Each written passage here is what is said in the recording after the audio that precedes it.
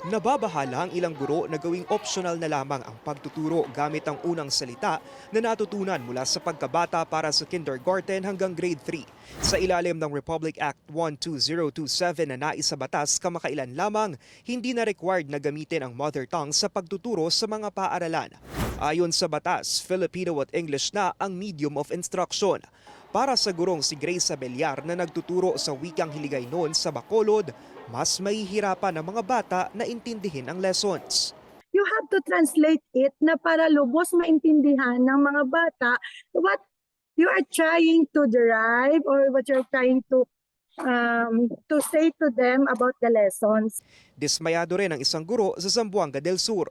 Mahihirapan na naman kaming kumuha ng aming techniques kung paano namin maidi-deliver yung lesson namin doon sa mga bata.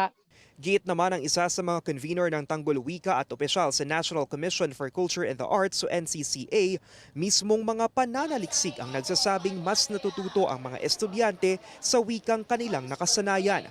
Maski raw ang ibang bansa, ganito ang ginagawa para mapabuti ang kalidad ng edukasyon.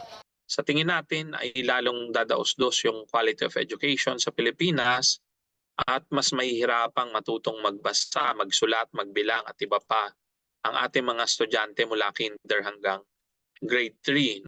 Ayon sa NCCA official, dapat magpakita ang mga mambabatas ng pruweba na nagsasabing hindi epektibo ang mother tongue program. Pero may sagot dyan ang hepe ng Basic Education and Culture sa Kamara na si Pasig City Representative Roman Romulo. Nasa naman yung ebidensya nila na nag-work yung mother tongue nila, knowing that there is 180 languages.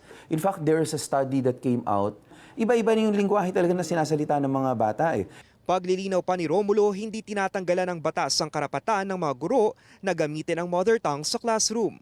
Kung nakikita niya na kailangan para mas maintindihan ay managalog siya, or mag-Cebuano siya, or mag-Waray siya, pwede yun.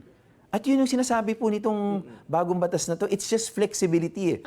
Ayon sa Department of Education, kailangan muna ng implementing rules and regulations para may sa katuparan ang batas. Ang ahensya katuwang ang Komisyon sa Wikang Filipino at ilang stakeholders ang bubuo nito.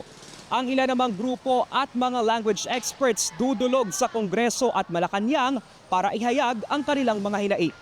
Para sa mga impormasyong napapanahon at on-demand, Lance Mexico, Newswatch Plus.